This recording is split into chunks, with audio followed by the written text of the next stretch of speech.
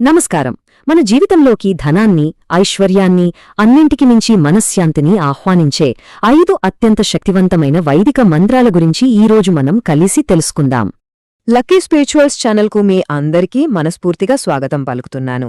ఇది కేవలం ఒక ఛానల్ మాత్రమే కాదు, మనందరం కలిసి సాగించే ఒక అద్భుతమైన ఆధ్యాత్మిక ప్రయాణం.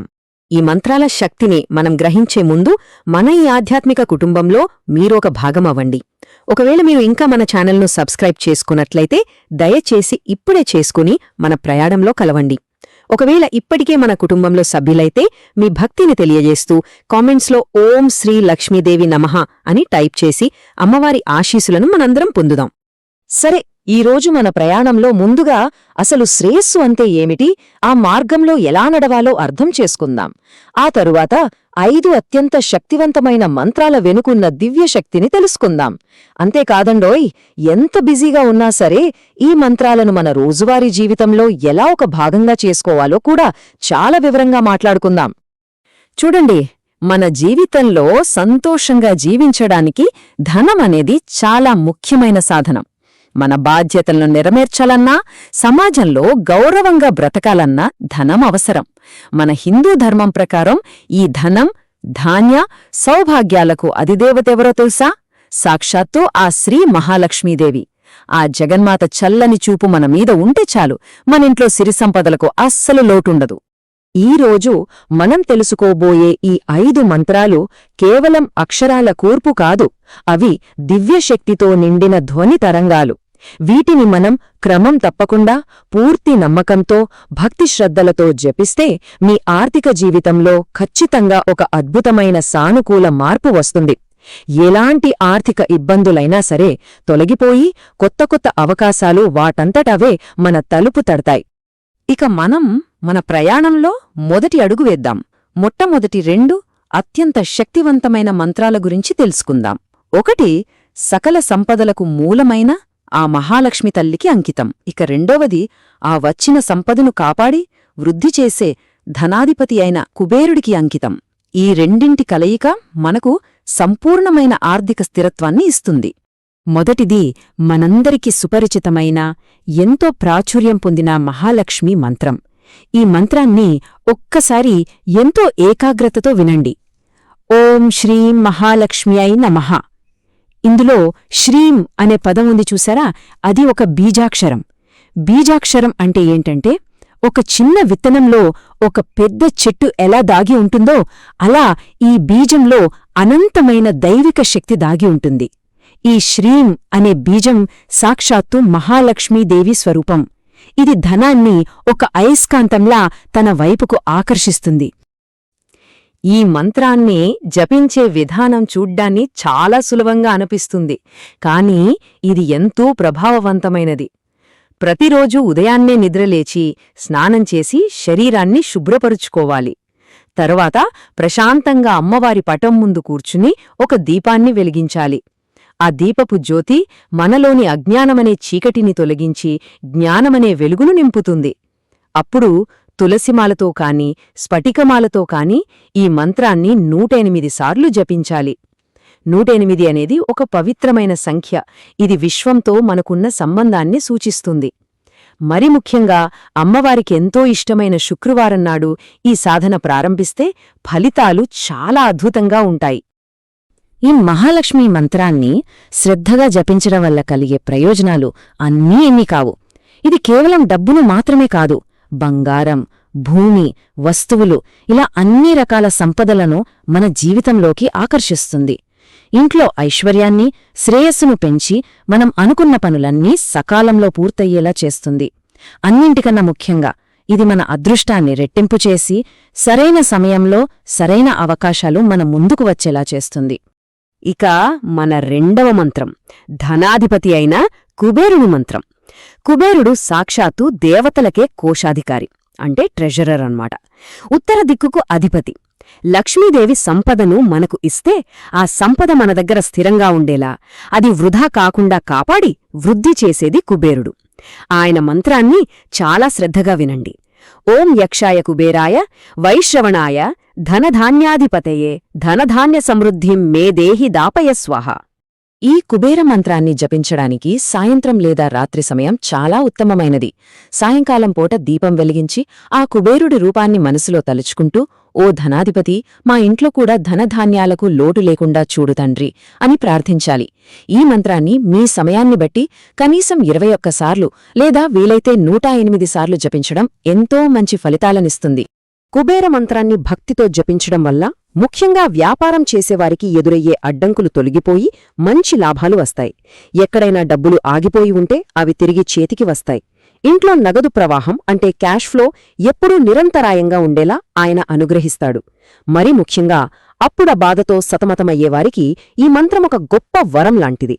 ఇది క్రమంగా అప్పుల భారాన్ని తగ్గించి మనకు ఆర్థిక స్వేచ్ఛను ప్రసాదిస్తుంది. సరే, ఇప్పుడు మనం నేరుగా వేదాల నుండి గ్రహించబడిన మరో 2 అత్యంత పవిత్రమైన మంత్రాల గురించి తెలుసుకుందాం. ఇవి లక్ష్మీదేవిని ప్రసన్నం చేసుకోవడానికి, ఆమె సంపూర్ణ అనుగ్రహాన్ని పొందడానికి చాలా ప్రభావవంతమైనవిగా మన పెద్దలు చెబుతారు. మూడవది శ్రీ లక్ష్మీ గాయత్రీ మంత్రం. గాయత్రీ మంత్రం అంటేనే మన బుద్ధిని, మన ఆలోచనలను సరైన మార్గంలో నడిపించేది.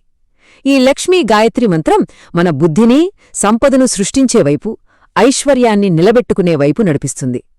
మంత్రాన్ని ఎంతో శ్రద్ధగా వినండి. ఓం మహాలక్ష్మ్యై చ విద్మహే విష్ణుపత్న్యై చ ధీమహి తన్నో లక్ష్మీ ప్రచోదయాత్. ఈ మంత్రం యొక్క గొప్పతనమేంటంటే, దీనిని ఉదయం కానీ సాయంత్రం కానీ మీకు వీలైనప్పుడు జపించవచ్చు. దీపం వెలిగించి ఆ శ్రీ మహావిష్ణువుకి ప్రియమైన పత్ని అయిన మహాలక్ష్మిని మనస్సులో ధ్యానిస్తూ ఈ మంత్రాన్ని కేవలం 11 లేదా 21 సార్లు జపిస్తే సరిపోతుంది.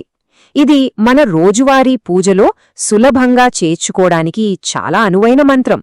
ఈ మంత్రాన్ని జపించడం వల్ల ఇంట్లో ఐశ్వర్యం పెరగడమే కాదు, అంతకన్నా ముఖ్యంగా కుటుంబ సభ్యుల మధ్య అనవసరమైన గొడవలు, వాదనలు తగ్గిపోయి శాంతి, సామరస్యం నెలకొంటాయి.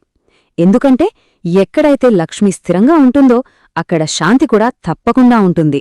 ఇది మన ఆలోచన విధానాన్నే మార్చి ఆర్థిక వృద్ధికి అవసరమైన కొత్త మార్గాలను మనకు చూపిస్తుంది. ఇప్పటివరకు మనం తెలుసుకున్న ఈ వేదమంత్రాల జ్ఞానం మీకు స్ఫూర్తినిస్తోందని ఆశిస్తున్నాను. మన ఈ ఆధ్యాత్మిక ప్రయాణంలో మీరు కూడా పాలు పంచుకోవాలనుకుంటే తప్పకుండా మన ఛానల్కు సబ్స్క్రైబ్ చేసుకోండి. ఒకవేళ మీరు ఇప్పటికీ మనతో ఉంటే అమ్మవారిపై మీ భక్తిని తెలియజేస్తూ ఓం శ్రీ లక్ష్మీదేవి నమః అని కామెంట్ చేసి ఈ జ్ఞానయజ్ఞానికి మీ మద్దతును అందించండి. ఇక 4వది అత్యంత పవిత్రమైన శ్రీ సూక్త మంత్రం. శ్రీ సూక్తమనేది ఋగ్వేదం నుండి గ్రహించబడిన ఒక అద్భుతమైన స్తోత్రం. ఇది పూర్తిగా లక్ష్మీదేవిని కీర్తిస్తుంది. ఇది ఎంత శక్తివంతమైనదంటే దీనిని జపించిన వారికి దారిద్ర్యమనేది ఉండదని చెబుతారు. మనమిప్పుడు దానిలోని మొదటి మంత్రాన్ని తెలుసుకుందాం. చాలా శ్రద్ధగా వినండి. ఓం హిరణ్యవర్ణాం హరిణీం సువర్ణ రజతస్రజాం చంద్రాం హిరణ్మయీ లక్ష్మీం జాతవేదో మావహ. ఈ అత్యంత పవిత్రమైన మంత్రాన్ని జపించడానికి శుక్రవారం చాలా శ్రేష్టమైన రోజు. ఆ రోజున లక్ష్మీదేవి పటం ముందు స్వచ్ఛమైన ఆవు నెయ్యతో దీపం వెలిగించి ఈ మంత్రాన్ని కేవలం 11 సార్లు భక్తితో పఠిస్తే చాలు. శ్రీసూక్త పారాయణం చేయటం వల్ల దరిద్రదేవత మన ఇంటి దరిదాపుల్లోకి కూడా రాదని శాస్త్రం చెప్తోంది. ఈ ప్రాచీన వేవ మంత్రాన్ని పఠించడం వల్ల ఎంతటి తీవ్రమైన ఆర్థిక సమస్యల నుంచైనా సరే బయటపడే మార్గం దొరుకుతుంది. ఇంట్లో సిరిసంపదలు స్థిరంగా ఉండి వృద్ధి చెందుతాయి. ఇది కేవలం ధనాన్ని మాత్రమే కాదు, కీర్తి, ప్రతిష్ఠ, సమాజంలో గౌరవాన్ని కూడా ప్రసాదిస్తుంది. మీ అదృష్టాన్ని అనేక రెట్లు పెంచుతుంది. ఇప్పుడు మనం చివడిగా 5వ మంత్రం గురించి తెలుసుకుందాం. ఈ మంత్రం శ్రీ మహాలక్ష్మి మరియు ఆవిడ భర్త అయిన శ్రీ మహావిష్ణువు ఇద్దరి సంయుక్త ఆశీర్వాదాలను మనకు అందిస్తుంది. ఎందుకంటే వీరిని కలిపి పూజించడం వల్ల సంపదతో పాటు ధర్మం, శాంతి కూడా మనకు తోడుగా ఉంటాయి. ఈ మంత్రం చూడ్డానికి చాలా సరళంగా, చిన్నగా అనిపిస్తుంది. కాని దీని శక్తి మాత్రం అపారమైనది.